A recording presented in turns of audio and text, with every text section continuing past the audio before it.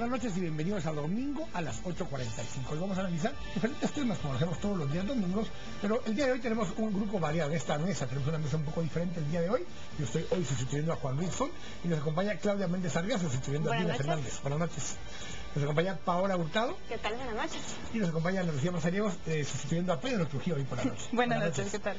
Y vamos a iniciar con el primer tema que tenemos para ustedes hoy. Está a cargo de Claudia.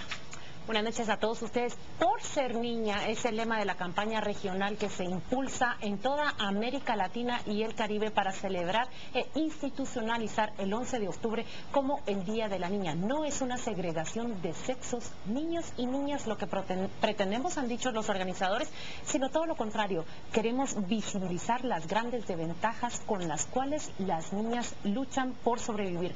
Tenemos acá tres láminas en las cuales quiero presentar los datos más relevantes de esta primera jornada. La primera nos va a mostrar niña y madre. Son datos de Guatemala vigentes hasta el 30 de junio del año 2012. Hay 11 niñas de 10 años que han dado a luz. 11 años, 13 partos, 12, 63 y miren cómo incrementa hasta los 14 años. 2, 3 y 4 años generan una gran diferencia, han dicho los especialistas en este estudio.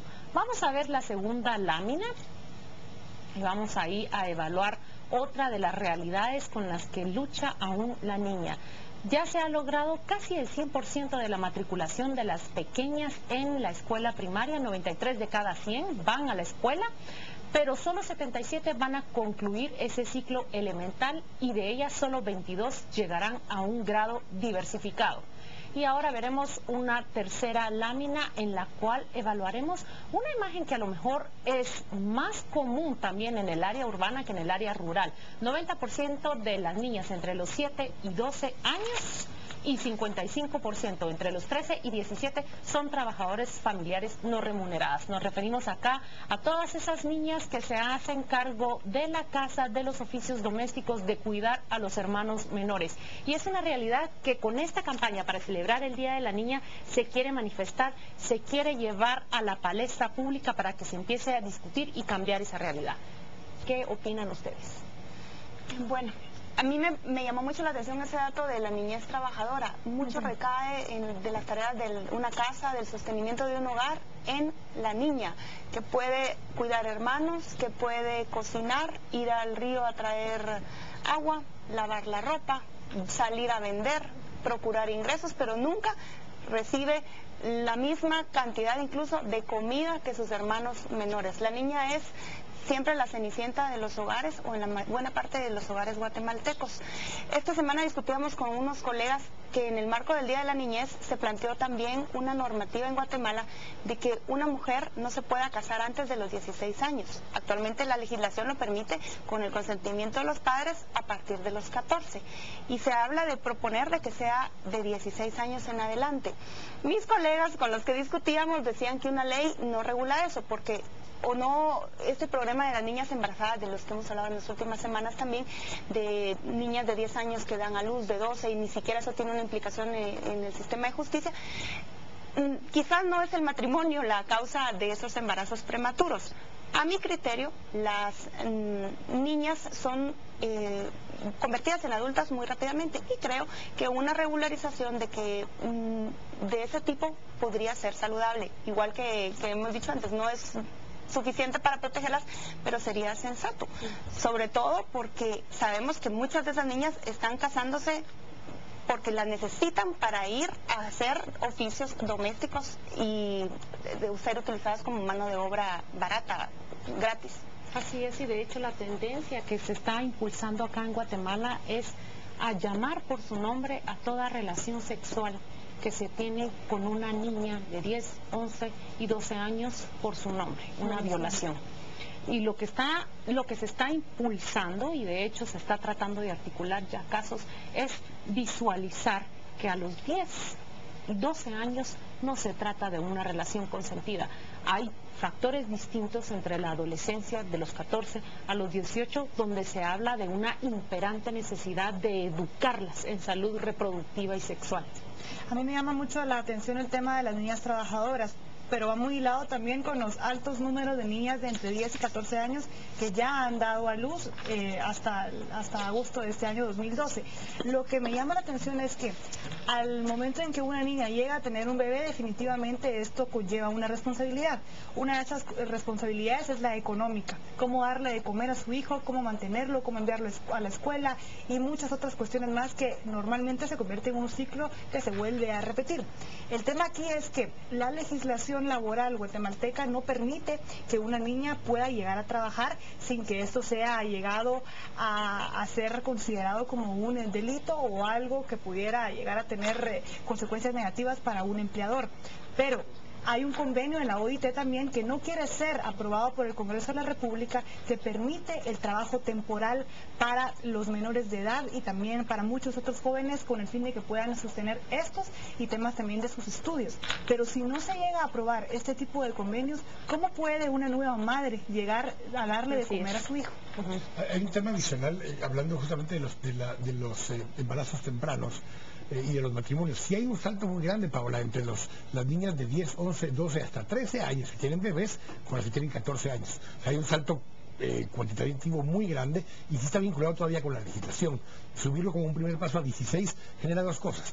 Amplía el caso de que se vuelve delito, se vuelve violación a cualquier niña a menor de 16 años, si subiéramos por lo menos a 16 años la edad para matrimonio.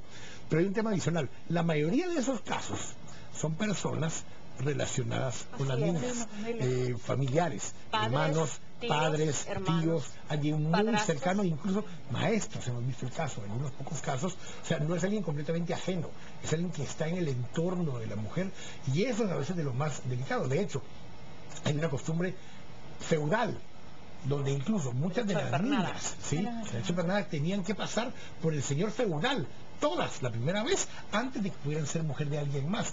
Y eso muchas veces todavía es una costumbre en hogares en nuestro país. Y eso es parte del problema. Aquí se ha involucrado un dilema familiar muy complicado para Guatemala. Ahora, yo tengo una observación y no sé si se convierte en una crítica a este tipo de estudios que llegan a nuestras manos. Y es la siguiente: estamos enfocados y canalizamos y visibilizamos esos problemas, especialmente de la niña rural. Todos acá, y ese es nuestro piso, la niña rural es vulnerable, pero raras veces se tocan las desventajas de la niña urbana, de la niña de clase A, B o C. Estudiamos a la hora de leer el estudio y saltó un caso impactante de un colegio que expulsa a un adolescente, un colegio privado que expulsa a un adolescente y resuelve de esa manera el futuro de esa niña embarazada sin derecho a volver al colegio cuando ella, después de su parto, y se recuperara. Prácticamente quedar embarazada como un adolescente fue un estigma, una condena y una sentencia a no ser más educada. Estudiamos el caso, escuchamos del caso de otro colegio que sí las acepta, pero les crea uniformes diferentes. Uniformes que las estigmatiza frente a sus compañeras. Por supuesto, cuando esa niña, su embarazo sea notorio, va a necesitar una ropa distinta. Pero se estaba discutiendo dentro del colegio la necesidad de realmente señalarlas. Yo quiero tocar otro punto. Hace 2 semanas que se presentó un informe sobre embarazos en niñas y adolescentes, el ministro de Salud, Villavicencio, estuvo presente. Públicamente se comprometió a conformar una comisión que pueda denunciar ante el Ministerio Público cuando una niña de 10 años llega a dar a luz a un centro de salud, a un hospital, o se sabe de ese parto. No hemos tenido una información reciente de en qué paso va esa comisión. Sería muy importante que esa comisión no se quede en un ofrecimiento, porque no puede ser que una niña de 11 años llegue a un hospital y que el sistema de salud simplemente la atienda en el parto y no haya una trabajadora social, un policía que intervengan y denuncien ese hecho para ver si no hay una violación, un estupro, un abuso de parte de alguien cercano a la niña. Existe obligación de denuncia de parte de los funcionarios que la reciben, porque cuando hay un herido de bala tienen también la obligación de reportarlo. Y un porcentaje muy alto reportan el herido de bala, porque no hacerlo cometen una denuncia. ¿Por qué nos preocupa una bala, pero no nos importa una violación? Sí, un intento de homicidio sí se denuncia, pero no una violación consumada o una posible violación consumada.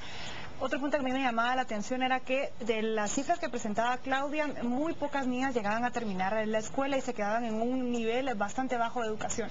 Eso llegaba a repercutir, o pienso yo, la verdad no sé, me dirán ustedes, que no hay tampoco la incursión por parte de las escuelas para empezar a hacerle ver los derechos que tiene una niña, es decir, que sepa y conozca que cualquier acto sexual que tenga en esa edad va a llegar a corresponder a una violación.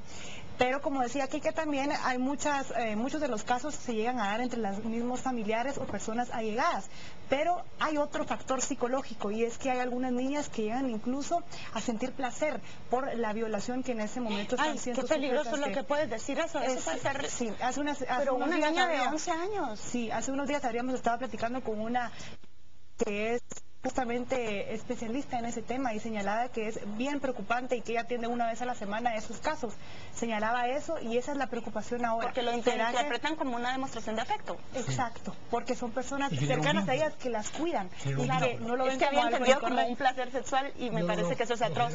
Es una interpretación errada de la demostración de afecto. Exacto, Pero aparte no de es eso el lo que termina placer pasando, carnal. una ley en sí no lo va a cambiar, porque por la... eso es una norma social. Exactamente. Si no cambiamos cierta base de norma social dentro de nuestra sociedad, este tipo de cosas ninguna ley lo va a cambiar. Sí, porque se genera también esa ascendencia afectiva sobre ellas y ellas quedan completamente Y si confundidas. después de un abuso todavía te recompensan con comida, con un dulce o con dinero.